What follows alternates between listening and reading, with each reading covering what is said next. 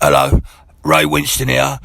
Jim's alright, it's a bit slippery though, isn't it? Listen, I'm on the dog and bone, I've got to go. You're listening to Where's the Exhibitionist? Hi, I'm Jim Distortion and you are with me in the Exhibitionist in Ware. The Exhibitionist is a gallery. It is a place where music is played, where people come and have fun and they eat food in the cafe, vegan, vegetarian.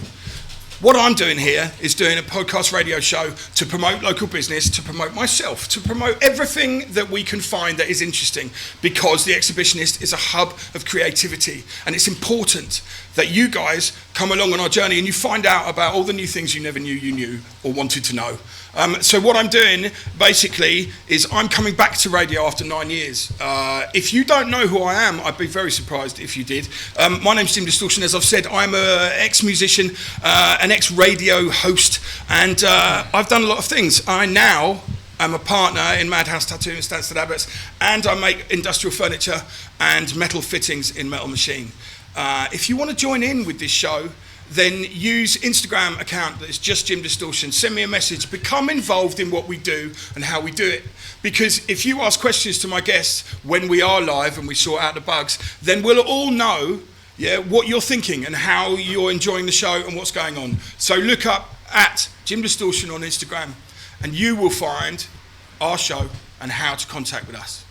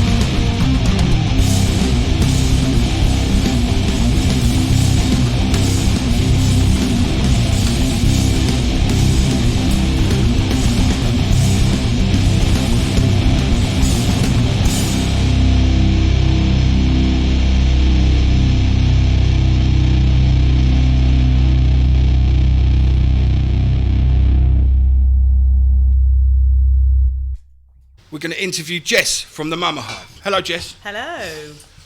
You and I don't know each other. We've met today. I feel like I know you because I see your Instagram stories and all of your output on social media. But for people who don't know who you are, can you tell us who you are and what you do now? Sure. So my name's Jess. I live in Hertford. I run 2 businesses. The first is Social Mama Hertford, which is events for local women, and then I also run the Mama Hive, which is a women-only business networking group. And that's me. I've got 2 twin boys. I've always lived locally, grew up round here, and that's in a nutshell who I am. So you know the area, you know the people. Did you have a network of mothers as friends before you started? So I was the first of my friends to have kids, and then I had twins. So that put definitely a very interesting spin on things. Both you and Emma have both got twins, yes, then? That's how we met each other, Chaos. actually. Yeah. There's a lot of chaos. I mean, she's got 3 kids, so she's got even more chaos than I do. But yeah, so having the kids, before having children, I worked in events up in the city. I've always worked in corporate events. I used to work in the film and TV industry. And then once I had the boys, I realised quite quickly that it was going to be really hard to go back up to London. Yep. I wasn't going to be able to do all the travelling I used to be able to do. Nursery fees were absolutely extortionate. So I was like, what's next? What can I do? Okay, so there is a huge barrier. I only have one child. I'm married.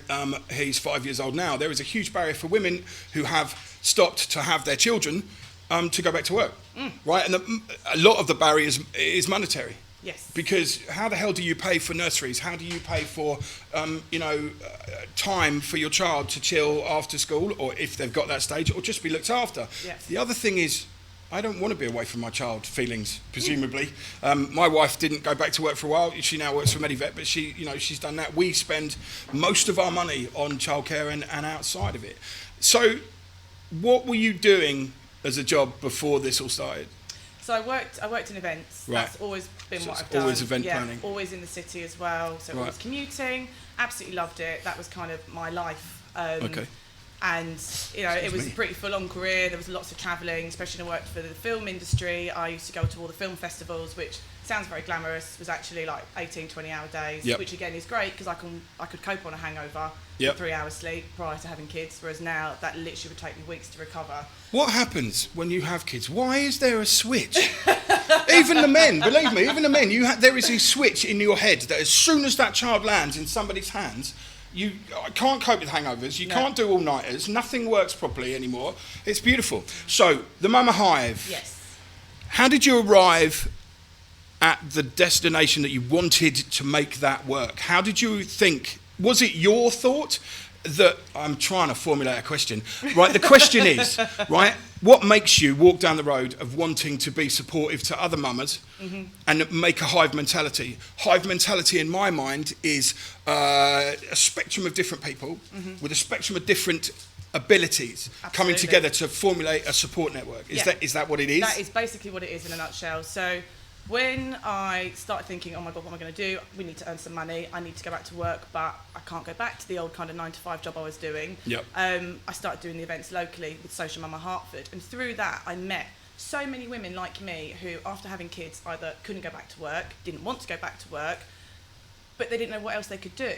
And a lot of these women have got so many creative skills that, there's a lot of people out there who kind of talk about flexible working a lot more eloquently than I do. Yep. People like Mother Pucker, and there's another lady called Pregnant Then Screwed. They're talking all about how the system is rigged for us to fail, basically, because of a lack of kind of support for mums and families in general, not just the mums. It's anything to do with flexible working for parents. Yep. The government is trying to change that, but it's not happening quickly and it's taking a long time. The government are paying lip service to the fact that they're trying to make it better, but actually nothing's changing. And businesses need to catch up as well. What's happening in your world now? You've got a successful business in the Hive. You have members. How many members roughly have you got? We've got about 120 women locally, so They are Hertford, Ware. We've got as far as kind of Nebworth, Hitchin, Bishop Stortford, Stevenage, kind of. Yes, our events and meetups are based in Hertford and Ware, but our reach is further than that. And they're all women who have this kind of creative skill and these abilities, but they're working for themselves, working from their kitchen tables. Some of them are still doing full-time jobs, and this is a side hustle that they hope to be able to create into kind of a full-time income for them, so that they can dictate their own terms for childcare and their own lives. Why shouldn't we be able to do that? No, you should. What I'm going to ask the question that you don't want me to ask, because we had to formulate an answer. There aren't any men in the Mama Hive. No. Was that a conscious decision? And if it was, why is it just women? So, no, there are no men in the Hive. Despite the name, Mama Hive, you don't need to be a mum to join. We're open to all women. However, the majority of our members are mums. And so we fit all of our kind of meetups and our community around that. So we try and avoid things like school holidays. We try and do meetups in the evenings. We know people can get childcare so they can get out the house. Why are there no men in the Hive? It's because I wanted to be, quite selfishly, I was looking for that community and that support of women who are like me, who have all these ambitions and thoughts. And just because you've had a child doesn't suddenly mean that you can't still do all of these things. And nobody gets it really like we do as women. Yep. So like-minded people in a group. If the trouble with the world we live in is that people still focus on men and women and exclusivity, you know, to a certain group. So that's the only reason I asked that question. I mean, it's pretty obvious to me that when you have a group of mothers who understand each other's trials and tribulations and are given a situation where they're given support, that is beneficial to everyone. Absolutely. Because the husbands who are at home doing what they do then benefit from that. Because a happy wife, happy life, God damn it. Right? But also, you've got a small business, as I have. I own a tattoo shop. I also build metal things, which is how I know Emma. And I need people around me. When I can't do something, they can. I've just decided to become a grown-up and get a copywriter to write my copy for me. Yeah. Yeah, that's what I'm saying. Oh, there you go. So I'm not a member of your hive by any stretch of anyone's imagination, but I'm more than aware of it. I'm also aware that what the advice you're giving is relevant to all small businesses and all of that. So I don't feel excluded. What I did do is I went straight to Emma and I said, have you got a copywriter about you? And yes, Megan Rose, there we go. She is writing the copyright for my website. Megan's brilliant, so, good choice. Well, yeah, I thought so. Basically, what I've done is I didn't go, right, I want this, I want this, I want this. I said, I don't know how to do this, because if I had done, I'd have done it by now. You do this for a living. Off you go. She gave me a contract. She gave me a price. I paid the money, thought it was worth it. She is then going to come back to me. This is all new to me.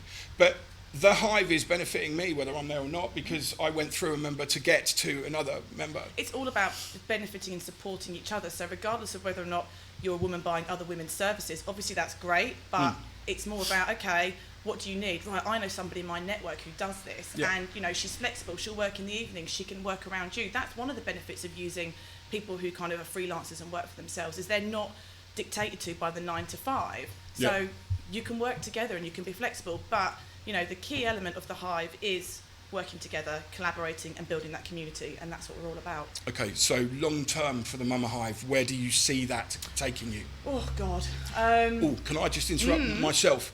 I saw that you were doing a class about franchising your businesses. Right? Now, see, I do pay attention. So, what I was thinking is then, can you franchise the Mama Hive? Could that grow country, worldwide, all of that? Spread the news that you started? That would be, that's the dream. Are you guys the only ones doing this? Because if you are, that's ridiculous. No. There are plenty of other, there's tons of business networking groups around the country, you know, and there's also lots of women business networking groups around the country as well. Okay. Everybody's got something slightly different to offer. But it's just nice to see that it's becoming more of a movement, regardless of whether or not you're in the Mama Hive or in something else in London or down the road. You know, again, anything that helps benefit other women who are trying to run their own business and constantly doing that struggle with kids and family life, I think it's great. Cool. I think there is scope for, say, eventually, you know, people move and they separate. So, you know, one of the people from your Mama Hive goes and moves to another area and then likes what you do but doesn't want to be left out but can't get back to the meetings. There's always, you know, franchising is a mire. It's a world of all kinds of different rules. But, you know, what you're doing is supportive, is self-promotion and also group promotion. So also, I've noticed how you celebrate the members as well between them. There doesn't seem to be any negativity. Is there a negative side to the Mama Hive? Can you see a downfall of any of it? No, because the whole point is that we lift each other up, that we are there to support each other, and that's one of the biggest things we do. I'm always trying to encourage everyone to shout about not just other people's successes, but their own as well. It's really important because it's so hard when you run your own business. You're so busy going from one thing to the next. It can be really hard to stop and look back and reflect on, wow, do you know what? I did that and that actually was really good, and that took me ages, and I was really nervous about putting that into place, whether it be a new project, a new idea. But it's really important to stop and go, yeah, I did that. It was brilliant. Self-congratulation's always been frowned upon by people because they think, you can't pat yourself on the back. Don't want to be big-headed. Right. Yeah. You've got your own business, you've got out of bed, you aren't playing in the rat race, you've put the money up and put your money where your mouth is. Why would you not congratulate yourself to a point? Exactly. Because if you don't, nobody else will. That's the biggest thing as well. When you work for yourself, it is just you, so you need other people around you. That's it. Your podcast, which is called The Mama Hive podcast. There we are. Where can we find that? I listened to that this morning, right? I listened to the whole thing. Now, normally I'm terrible for dipping in and out of doing things, right? What was the name of the woman you interviewed as well? Her name is Sam Wright, and she is a coach and forest therapy guide at Natural Edge Coaching. So the message that I think we could get from your podcast was, have somebody who can be your cheerleader. I like the ideas as well. I'm going to swear, ladies and gentlemen, flying fucks. If you've got too many flying fucks around you, you need to get rid of those. And they are the things that are limiting you and stopping you from getting where you're going. Yeah. Right. Where can we listen to your podcast? So you can find the podcast on Spotify and on iTunes as well. Just search the Mama Hive podcast and it will come up. When's the next one? I am recording it next Friday, so hopefully the week after that. That's TBC. Awesome. Yeah. I like what you do, and not that matters, right? No, it does. But what I mean by that is I wanted to have you and you guys in to find out, was it working? Is it real? Is it a tangible thing? So you like to get people at the end of your podcast to give the final word of advice. Have a taste of your own medicine. What is your final advice before we finish? If you are thinking about starting up a business or leaving the 9 to 5 and going it alone, do it. Absolutely do it.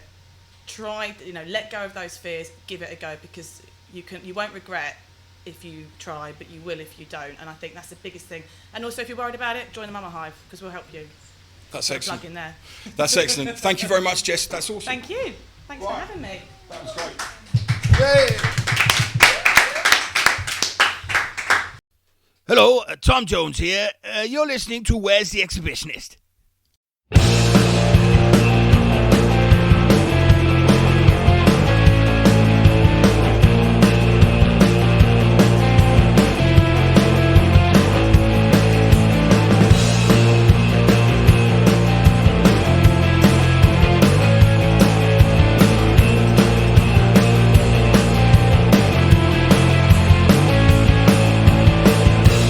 Swallowed whole by a ghost.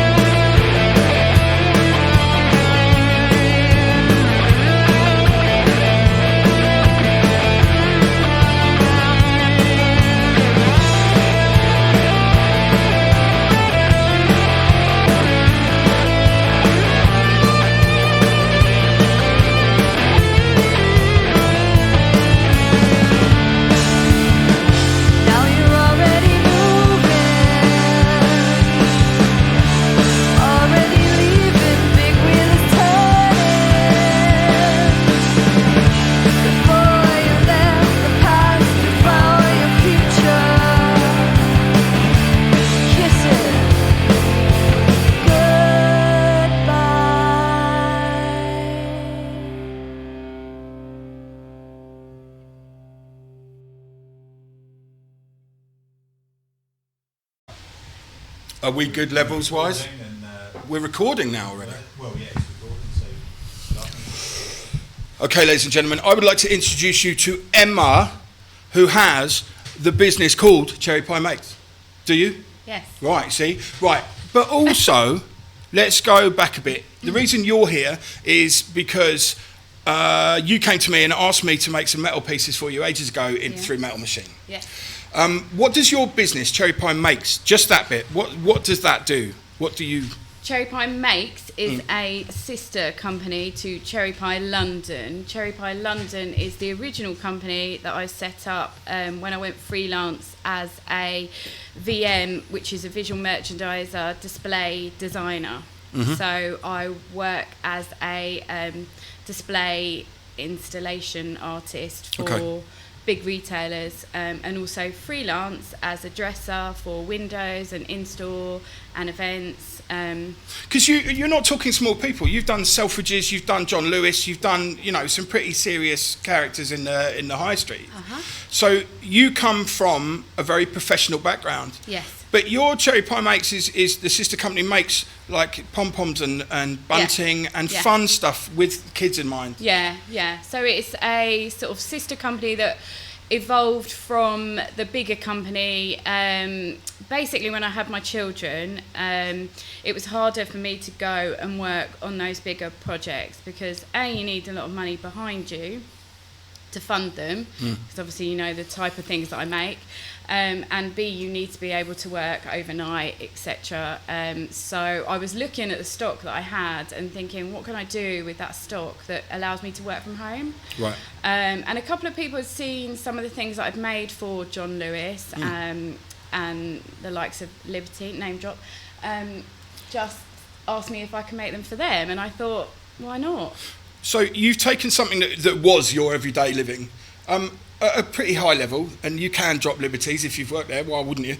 It was my dream. The other thing, the door blew open. The wonders of recording in a live bar where there are people. The door blows open. Right, where you have come from had to stop because you have 3 children. Yes. Yeah. You've got an older girl and then the twins. Yes. Okay. What are their names?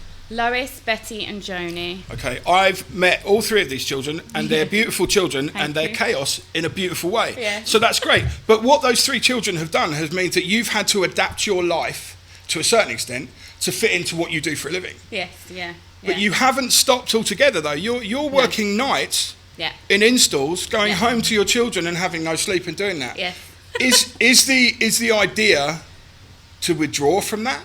No, never. Right. Absolutely not. That is what I do, and that's what I love. And it just so happens that last year, and I don't know if I can mention things like this, but Brexit. Yeah, you can say whatever you need to say. It really affects my industry. Everything affects my industry. We are the first thing to be cut. Events and any sort of display gets cut during times of hardship in our country. So has that happened now? That happened last year, and so you have to evolve quickly. I've got a mortgage to pay, I've got kids to feed, so I evolve and I adapt and I do whatever it takes, basically. But no, I'm not drawing away from that. I'm still doing it. In fact, I'm on overnights tomorrow for 3 days, so yeah. So how, on a day-to-day level, that's pretty hardcore. You do have 3 kids who are all going to school now, are they? No, the little ones are at preschool. They're at preschool. Yeah. So you have to function and be mummy when you come home, even though you've been up working all night. Yeah. So, as a direct result of interviewing Jess, the Mama Hive, how does that help you? So being a part of the Mama Hive has been a huge sort of inspiration for me to grow the sort of working from home aspect of my job. Yeah. I've met people that have encouraged me and inspired me to take it further, to learn how to use Instagram. I've come across people that I collaborate with, who I turn to. I think I came across you via Andy, the carpenter. And obviously good friends with his missus as well, Lorna. So it enables you to look at areas of your business that you don't know about. Because I don't know everything. Right? I don't know about marketing. I don't know about, accounts is one of the worst things. Yeah. There's people I can turn to and ask a question. And There is a certain mentality when you start a business on your own that it's only you who can do everything. Yeah. And I think the most important growth is understanding that other people aren't there always to damage what you do. They can see your vision too. Yeah. And I imagine having that support will help you. Now, you also have, a big part with the Brothership. Yes. Now, obviously, we're going to interview Nick later on, so he can tell me the real truth about you, which will be entertaining. But the Brothership very quickly is an art space, right, where different people come and they hang art. Yes. What's your function in there? How do you? So I came on board at the beginning with Nick, having met him after doing an event with Jess. So it all kind of. So it's all ties very together. incestuous with you two. Yeah, That's all right. yeah. So I borrowed one of his pieces of work to hang for an event for Jess. Right. And then I went to look at his shop and I never left.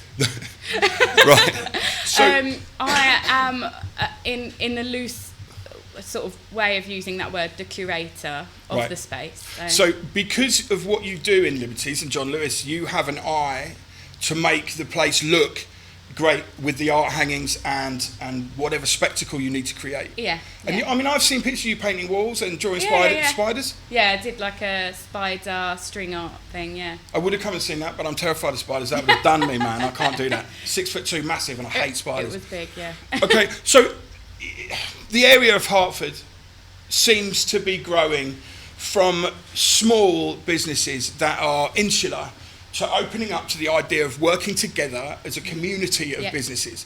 Okay, we talked about the men and women thing, so I've got to put that away in my head, which I'm struggling with because I'm a man, right? So, I struggle with differing ideas. But the beauty of it all is, Nick's business has benefited from you, I'd imagine.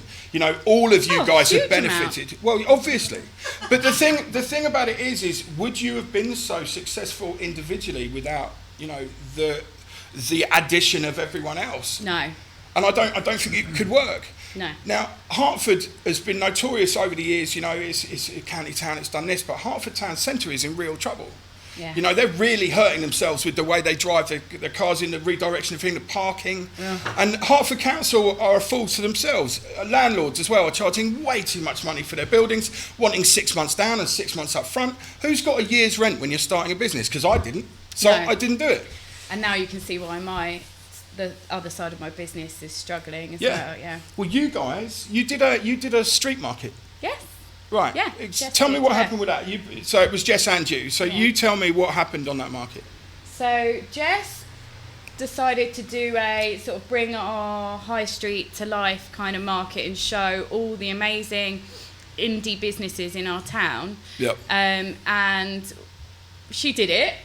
She called some of us in to help her because she felt a bit overwhelmed by it, but she did it. It's a lot of work, man, to do on your own. I couldn't have done it without Emma. No. I remember we spent a Monday night literally marking out with gaffer tape where we were going to put the stall.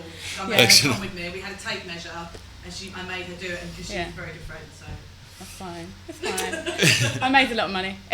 That's that. Well, that throwaway comment is the truth of it. You're not here to run a charity. You're there to make money to support your families. You all have families. You all have children. We all have. Everyone has children. Do you know what I mean? Yeah. What we're looking for in life is affirmation, whether you're conscious of it or not. And just by having a group of like-minded people, that will give you the affirmation maybe you need to push you into business. Yeah, and what was really positive about that was all of the town came out and supported it. We even had some of the big guns coming, sending people down to market their big businesses. Right. There, which was a bit of a shame, really, because it was more about the indies. But do you know what? What isn't a shame is that the bigger people will suddenly realise that the smaller people have a voice, have the ability to get people to move where they don't. Monsoon's closing in Hertford. Yeah, the big ones are closing down. There's less and less draw, but with more and more smaller businesses, right? That means there is still a draw. There is still things to come to Hertford for, and hopefully, with you guys working towards that, it won't die. Yeah, no, it won't. Cherry Pie, the big business, where are you heading with that? Because what's the plan? What's happening this year for Cherry Pie? So I'm trying to grow an aspect of the business, which is the kids' parties, which is nice because it really works around family life. So I'm doing pom-pom parties, so you can basically I'll come to you and I'll look after your children 6+ and do creative workshops with them. That sort of came out of nowhere. That's kind of evolved, and that's what happens with a small business. It just naturally evolves.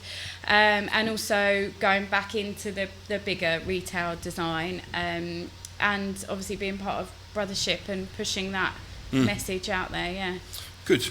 So the trouble with these shows is they all look back to each other. The benefit of being in the Mother Hive is proven because it's happening. Yes. The benefit of working with another small business, i.e. the Brothership, is proven because it's working. Yeah.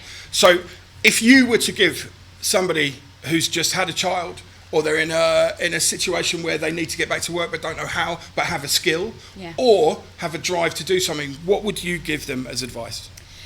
Oh, I think I would say tap into what you love, and whatever that skill is, a bit like your skill and a bit like my skill, take that skill and make it something unique and just go for it. Just don't even think about it and launch way before you're ready to launch, and it will somehow naturally evolve. If you put your heart and soul into it and you want to do it, it will happen.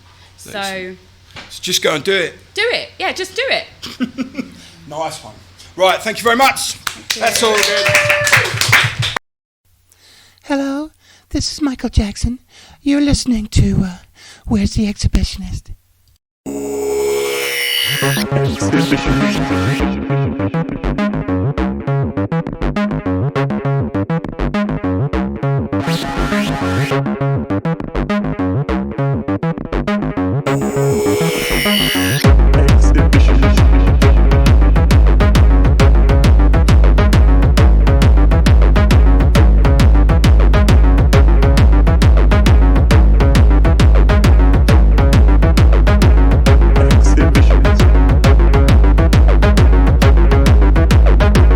Exhibitionist.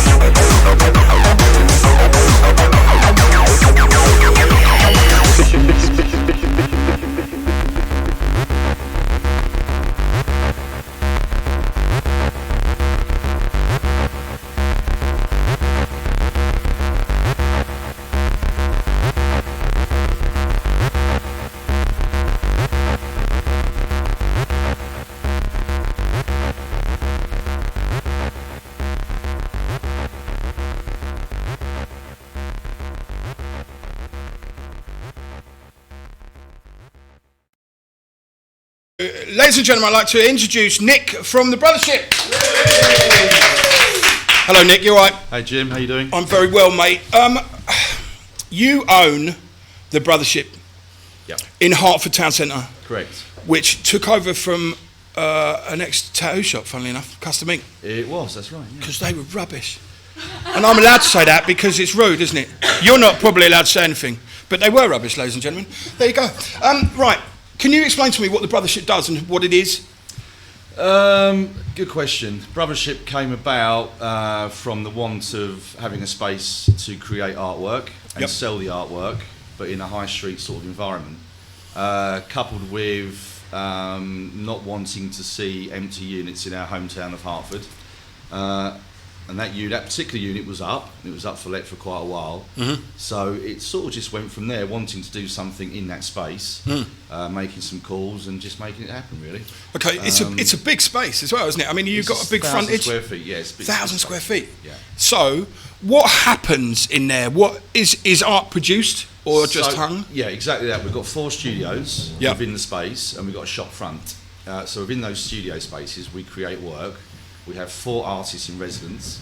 Are they transient or are they always the same? They're transient at the moment. Right. The ones that want to stay, obviously we have a conversation, and it's down to us to keep that sort of conversation open in terms of where we're all at, and it's about keeping the artists fresh as well. So we want new people coming in as much as we want the good people to stay, really. So your selling environment at the front, that seems to be you seem to have takeovers as well, where Emma comes in and changes everything. And that was down to Emma, actually. We were on the hoof for that. We didn't really know. We went in there with no great plan, no business plan, no sort of model. We went in there just to see what we could do. That's a heavy monetary burden to not have an idea. Yeah, it was slightly, but if you've got faith in what you do, ultimately you make it work, don't you? So who are you in the world? What did you do before? I don't know. Well, what's your background work-wise? In terms of the art, I studied art for 6-7 years at art college. I'm not sure if I mentioned that before. Have I? No, I never talked about art college. In art college. So having left art college, I opened a bar in Hertford. Right. Which one? Albert Whirling's. Oh, that was Albert's was yours? Yeah. Oh, blimey, I've been in all kinds of states in your gaff. But we won't talk about that. No. I do remember you, Jim, actually. Do you? I'm sorry about that. But it's all coming back to me now. To be honest, I was very well behaved, though. I think. You were. That was. So we opened a bar, Wendy and I, my wife Wendy. Yep. And then we opened the Hertford House in 4th Street in Hertford. Right. But just through painting again, over a course of a summer holiday with the kids, Wendy said, you need to get back into the art. So I was very fortunate I had Wendy pushing me to re-explore the art world. That's good to have. It's good to have a push from you inside your own house. Yeah. Support from any direction is amazing. But it's important. It's important, and that sort of gave me the energy to start painting again, and trying to find a little bit of space, a little bit of time to do it. Yeah. So it all just sort of came out of that again, slowly but surely. Okay, have you kept on with the painting? Are you still painting? I'm one of the artists in residence. That's beautiful. Right, that's what I wanted to hear. Yeah. So this idea comes from you and your art. Right, but also you can afford, not monetarily, afford in that business to support other artists and push forward their art as while pushing forward your own. Well, I mean, it's everyone contributes to the rent. It works out that we all have our own studio spaces. We all contribute. I pay rent like everybody else pays rent. Yep. So it's a collective. We all make it work collectively. There is a little bit of commercial pressure there. Yep. Because I worked out very early on that if you're creating work and you don't sell it, you're just sort of getting lots of work sitting around, and I worked out that you have to sell it to keep creating more. Really, I mean, right. The only experience of this I have is with Metal Machine. If I build a piece of furniture because I want to, I am then stuck with that piece of furniture till I sell it because I don't have the money to then keep buying materials. So I buy a piece, I make a piece, and then I sell it, whether I want to or not, because I'm terrible at a hoarder. I want to keep everything I make. You've got to sell it, I think. I believe, anyway. Yeah, so here's the key question. Yeah. Is everyone selling their art in this place? Yeah, it's happening.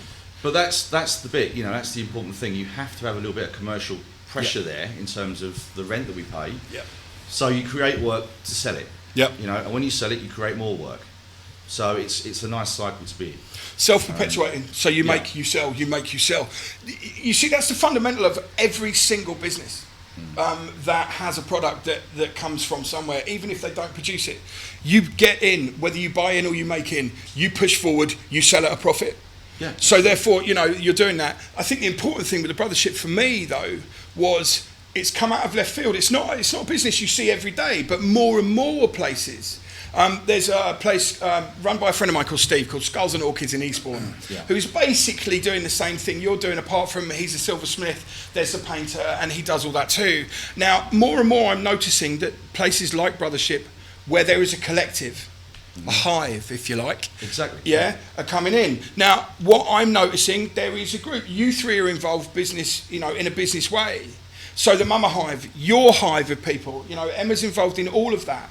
That's supporting new business in Hertford, bringing in new money, bringing in people to come and look. Yeah.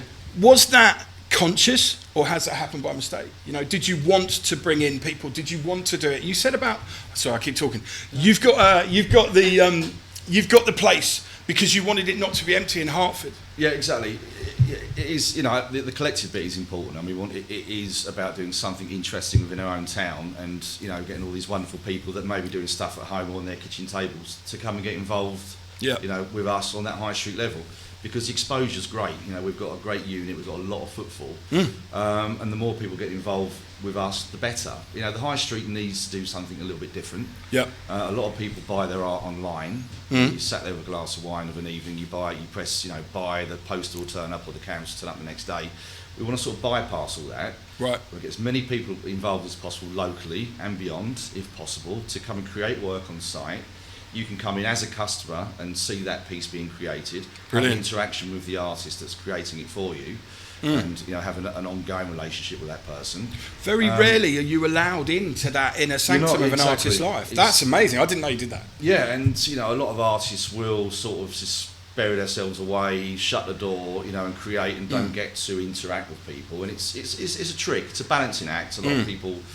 So we're only sort of just coming up to a year in with the business. So, but we've been lucky that everyone that we've had in so far can interact with customers. That's important. You know, and they're quite front-facing and they've enjoyed the experience really. I know a lot of artists. My father is an artist, as well as he used to be the chaplain at Haileybury and Westminster School and all that. Right. He's retired to France. Yeah. So his art is very insular. He does it for him, and he's always surprised when someone comes up, when he's drawing their house, he's asked permission, they want to buy it. Yeah. Right? That surprise, I think, limits a lot of artists because they don't have the confidence to say, I'm going to go and put it out and I'm going to sell it. Because making a difference between doing a doodle to yourself and having it and then saying, this is for sale, you're putting your heart out there. Well, you are. You're putting yourself out there, you know, and you know, we get people coming to the Brothership and they'll say, well, I don't like that, I hate that, I love that, but I can deal with that. Yeah. You know, as I say to people when they come in, you know, there's no egos in here. Yeah. Come in, tell us what you like, tell us what colours you like, you know, and we'll have a conversation. It's about breaking down the barriers. Preconceptions of artists as well. If you don't know any artists, you're going to think that they're a bit stuffed shirt, with wearing a beret, a bit of a twiddly moustache, sitting with a thing. They're human beings who have a need to produce art. They might not have a need to sell it and output it, right? But you're giving these artists an area where they can thrive, see that maybe they can make money, because before they were just at their kitchen table. There's nothing like the buzz of that first sale. You know, for say, you know, one of the artists in residence, they get the first sale away and they're on cloud 9. Yeah. That gives them, you know, that the energy is wonderful. In terms of, I always get really nervous when, even though I've got I've got two customers, Lee and Nikki, and I basically put most of the furniture in their house. That's come from my hands. Yeah. But I still get nervous taking that to them to see it's on there. But the feeling of joy, you know, euphoria, when I used to look elsewhere for different highs, shall we say, right, and it may be chemically imbalanced, and or for alcohol. Now I get the same buzz from making furniture. It's euphoric. Yeah, I said that. Yeah. But that's it. Yeah. So do you physically get that? Do you from selling your art? Of course you do. It is a sense of euphoria. You know, if somebody comes in, they gravitate to, say, your piece, and you know that they're interested in buying it. You know, when you sell it, there's no greater feeling. That's got to be awesome. awesome. Taking that home, put it on their wall. Yeah. Yeah, it's great. That's why we do what we do. That is also as a musician as well. You know, you make a record and you think, oh Christ, no one's going to buy it, and then they do, and you're surprised. Well, I think I sold about 10 records in my whole career, but that's a different thing. But it's what you're affording people is you're affording the ability for them to get from their kitchen table to output in a professional environment that does have professional set dressers, professional people who can help them promote. And I think that not only is that commendable, but it's also very interesting. You know, the times have changed where you've got the fat cats sitting there in their big wallets. And the downfall was the beginning with Woolworths. Like, Woolworths, I grew up with Woolworths, there's Woolworths everywhere. The Woolworths heiress decided to spend all the money on something that was a little bit ill-advised and broke the company. Now you've got the chance to take over a building in Hertford, the county town, and show what smaller people, smaller being, you know, the individual, can do. And I think promoting individuals in a hive mentality can only be a good thing. I hope so. Has there been a negative to the Brothership in any way? Touch wood. No, it hasn't. Right, I've interviewed 3 people today who are all interlinked in some way, and there hasn't been one negative issue come through. And I'm an interviewer. I'm trying to find something a little bit wheedly, which, you know, we do, but I don't want to promote negative. I want to promote positive. But with the Brothership, you're giving people a voice for their art, if you like.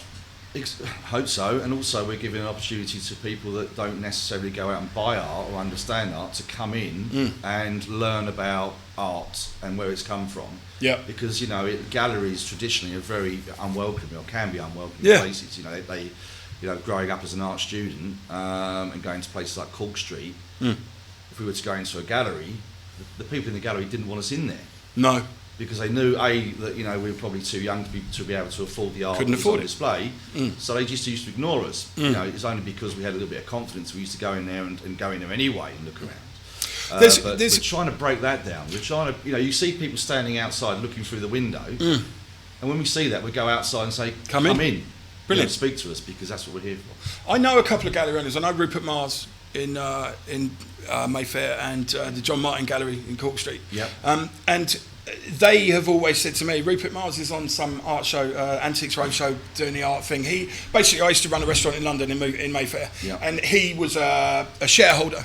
And he always said he hated the fact that everyone thought there was this stigma to art. You can't come in, you can't afford it. He wanted people, and he loves the big, what's the word, evangelical, you know, religious pieces.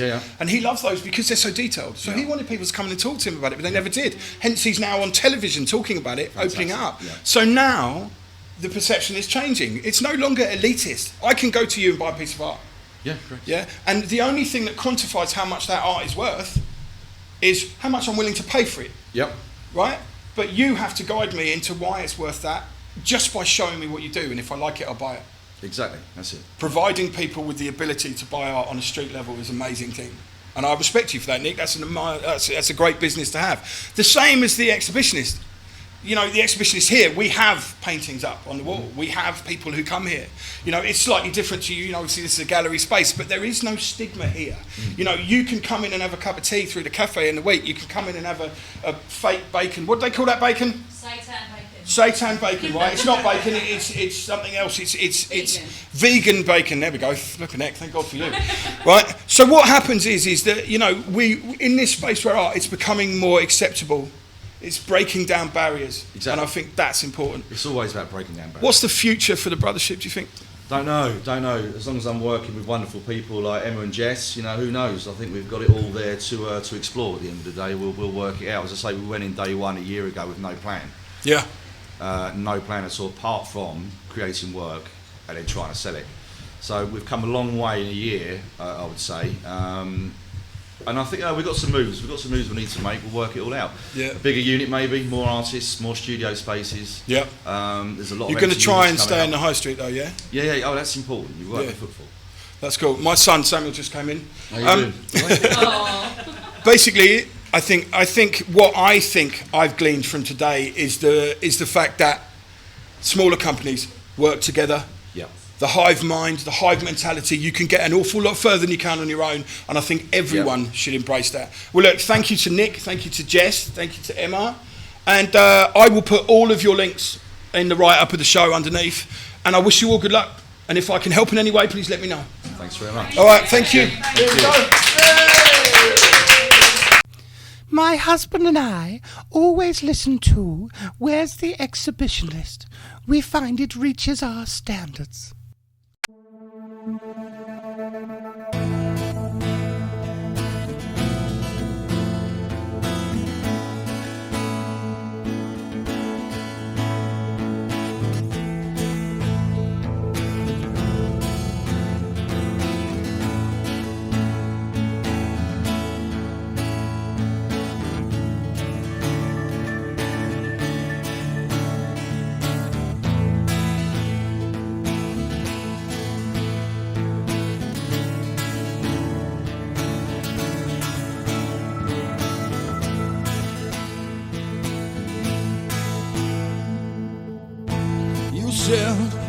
I was ready to go, but I don't know.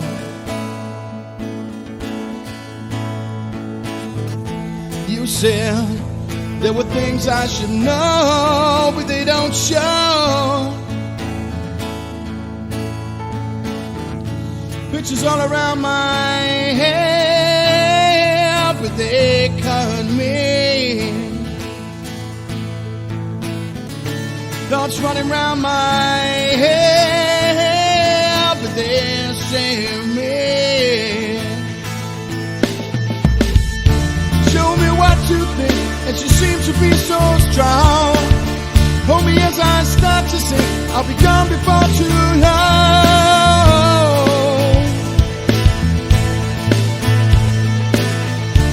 Show me what you think, and she seems to be so strong.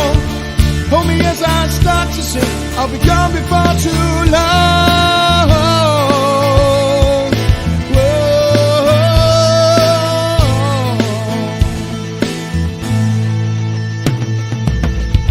Turning, walking into the gray of another day.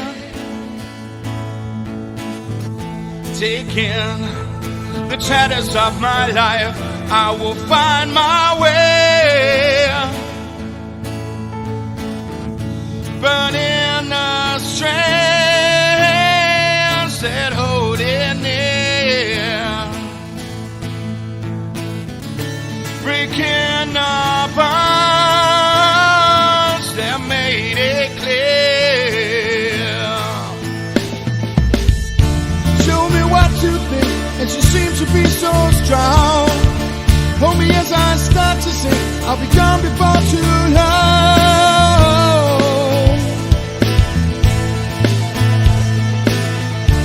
Show me what you think, and she seems to be so strong. Hold me as I start to sing, I'll be gone before too long.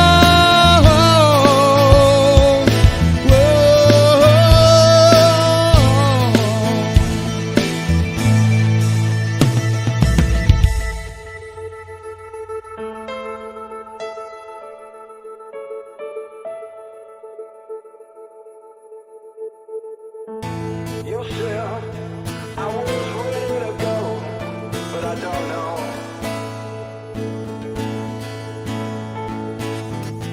You said there were things I should know, they don't show.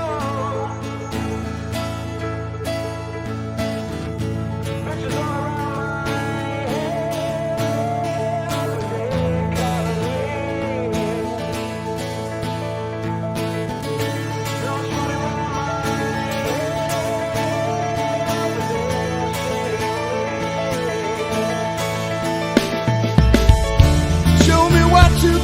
And she seems to be so strong. Hold me as I start to sing, I'll be gone before too long.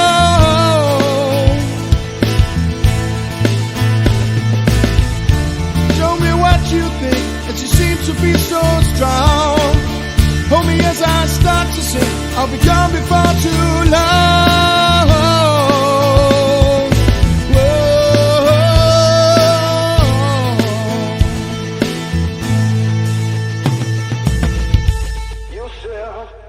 I was ready to go, but I don't know. Here, underneath the undergrowth, we find Where's the Exhibitionist? After all this business talk, I've decided to talk to a friend of mine who also happens to be a guitar player, a producer, a band member, and someone who's worked with me, bless him, in the studio to make a Christmas single. Ladies and gentlemen, James Marinos. Hello, mate. How are you? Good. Cheers, Jim. How are you? I'm all right. I'm a bit stressed. Oh, yeah. But, yeah, that's all right. We can do that. I am going to play a new track by you. Yes. Which is called... Wayfinder, yeah. Right? Now, you've been... Right, we met 100 years ago when you were in... You've known me a long time. That must have been difficult for you. Life Below Light, wasn't it? Yes. Yeah, that's definitely... that's the time I think we started gigging. Fronted together. by Diamond Jack Palmer. That's right. Who is now a barber in London. He is, yeah. And he's cutting hair. I haven't seen him for years. Have you not? No. Neither have I. No, I mean, I'm friends with him on Facebook and Instagram. Social media friends. Yeah. They're not real friends, James, you know. Yeah. To be fair, I miss the guy. He's a good dude. I tell you what we might do. We might get him in. Let's do it. Talk about barbering. He used to be a mini-me, right? And he won't mind me saying this, right? He used to come. We used to talk about how he used to be front of band because I used to be a musician. I used to be the front of Distorted Breed, which Alex, the owner of this gaff, does. Now, you and I holed up in the studio a few times. You and I made Self-Made Angel, which is my favourite song that I never released. I never did anything with it, apart from I put it out. Now, I went onto SoundCloud the other day, okay, and I thought, oh, yeah, I've never done that. And I realised that I'd let people download it for free, and I didn't know that. It's been distributed. 204 people have downloaded that song with no promotion whatsoever. That's my biggest selling song that I never made any money from. That's always the way, Jim.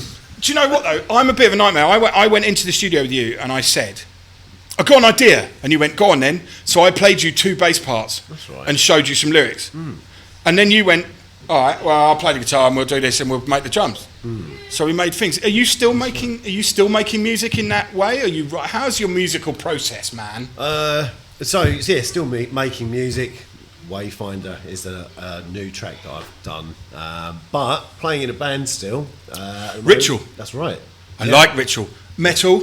It is. It's like hard rock metal. It's like, I suppose, comparable to like Pearl Jam or Alice in Chains, but there's a few more metal influences coming in as well. I like all of those people, as you know. Yeah. Come on. So, musical journey. How did you start with music? What was your first? Way back when you were a kid, what happened? Why did you pick up a guitar? Originally I started playing piano. Right. That was why I first started playing. It's because my mother played piano. I was like, oh, that looks like a good old laugh. I'll have a go on that. And then I'll have a go. And I was like, tinker away on the ivories, and I did. And that's just kind of how I started playing. Never really went down the musical route in like an academic sense. So I never really took lessons. I just played because it was enjoyable. Yep. And then as this was probably when I was about 7, 8 years old, so I was only a kid. Yeah. It was just for fun. But then teenage years come along, and then of course you hear a load more music that you never had that kind of exposure to. Yep. Especially given there was no internet at that time. No, we had to listen to things on tape. That's right. And CD. And magazines was how a lot of news. Kirk Plunk. What's it called? Kerrang. Kerrang. Yep. Yeah. Metal Hammer. And all the rest of them. Enemy, if you're a bit of a mod, bit of a scene kid. Yeah. But I used to read Enemy as well, and I just used to get angry with it for its biased opinion on life. But nonetheless, that shaped the way I thought about music for a while. Of course. Yeah. So when guitar playing is what you do now, predominantly, is it or not? Actually, with writing, guitar and piano is often like what I'll go to come up with some ideas, sort of transpose ideas between two, come up with really melodies. Yeah. It doesn't really matter what instrument it is. If you've got a melody, it could be even a vocal line. Yep. And then you just sort of layer things up, chop and change. That'll be a verse, that'll be a chorus. Yep. What would the drums be doing? They'll be doing that. Because you have an inherent ability as a producer, because I know because you produce me, to find the sirens, the world's ending, I told you. To find a way to structure a song where it's acceptable, I can never do that. I write verses, I write choruses, I write a hook maybe. And then, you know, I'm a lyricist more than anything. Oh, hold on. I haven't really written anything forever. Dude, but come on. you came in, especially with Self-Made Angel, because I had the 2 bass riffs that were important and the things. How did you get into production? How did you learn all of the twiddling bits? Always wanted to play in bands, sort of got into teen years, picked up a guitar, I was like, okay. Chicks dig guitar players, right? Allegedly. Yeah. Oh, okay. Nonetheless, so started playing guitar, and I thought, I really want to be in a band. I was like, I could do this as a job. Yeah. That's what I want to do. But then quickly realised that it wasn't necessarily like a long-term strategy in terms of rent paying and things. Yeah, it's difficult. Life, you know, eating. It comes up. It's important. Yeah. And then I decided that as a safeguard, let's say, I would study engineering, so that should I not necessarily be able to play in a band, my bread and butter, I'd be able to realise other people's ideas and essentially record. Yeah. So I did. I went to London and studied engineering, the School of Audio Engineering, which at the time it was in. It was just off North Road near King's Cross and Holloway. It's now in Hackney. They've moved. Hackney, bless them. Indeed.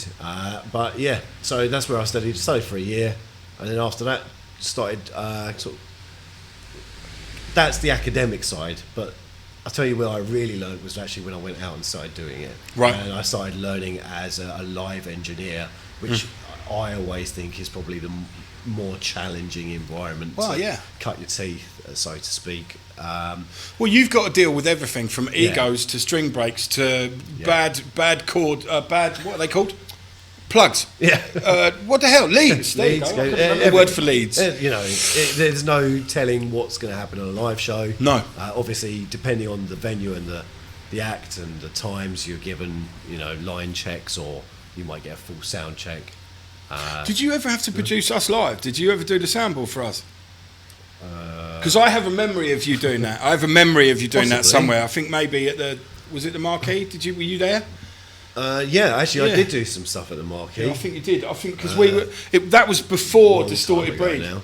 And I was in Perfect Distortion, and we had all kinds of bloody click tracks and all sorts. That band as well. Do you know what I do? Actually, that's where I first met you, Jim. Yeah. It was at the Marquee. Yeah. It was We still my hold band. that record. We still hold that record for the most people ever to come into the Marquee with 70 people queuing outside on our very first gig. And I have no idea how that happened. Because we had Perfect Distortion was signed for a distribution deal to Universal on the say-so of some bigwig bloke who I never met. And I laughed about the whole thing, but Rob and I made that. There's only 2 of us on that record, because Rob is basically a musical genius, as we all know. Rob Clydesdale, ladies and gentlemen, and he can play anything. And basically, we then took it as a live band with Steve Clark drumming and Loz and. I'm meeting up with Steve Clark next weekend. Are you? Actually. I am. Oh well, how is he? Do you think? I'll find out. Yeah, you tell me. Come back to the show and tell me how he is. That guy's been a drummer for everything. I know. He's been in everyone's band. The only thing with Perfect Distortion to me is that we made that album and it was released and it did nothing. Yeah. But it was the one album that I've gone, Jesus, that was great. And that's all down to Rob. That's not down to me. I basically was in a cocaine coma behind him when he was producing the whole time. And, you know, it's a very well-documented fact that, you know, I was taking a lot of drugs while I was doing music. The beautiful fact of that is that I managed to sing. Yeah. But the stupid thing about that one is I decided to play bass. Like we said this in the last show. I decided to become a bass player. So I picked it up and played the bass players, which is what I did with you. It's a great thing. Well, I don't know how I did it. I can't play it now. Well... Let's find out. No, let's not. Okay, so musically, where are you going? So you're in Ritual now. Yeah. And you're doing these solo things that you've not put out before. No, yeah, I know. Right, you need to be braver because you're good, right? Sorry, but you are, okay. Right? But your output, what I've listened to and what I've had is great. You know, this is music. You have a propensity to make music that makes me want to listen to more. That's great, man. Right. Well, yeah, I'm not even blowing smoke up your ass. This is actually reality. The reason I brought you in today is because we made music together. Yes. But now, you know, I don't really make music anymore. You know, I've decided that I'm not doing that. Probably sensible. Yes. Because I you know, should have done the same. no, but that's it. But what you're making now is a way. I don't know. I don't want to. This sounds patronising. I don't mean it like that. But it's a grown-up version of music, man. It's real. It's layered. It's written. It's produced. It's perfect. Cool, so don't change that. Thanks, Jim. Just make more. Yeah. So what we're going to do is we're going to play your track right now.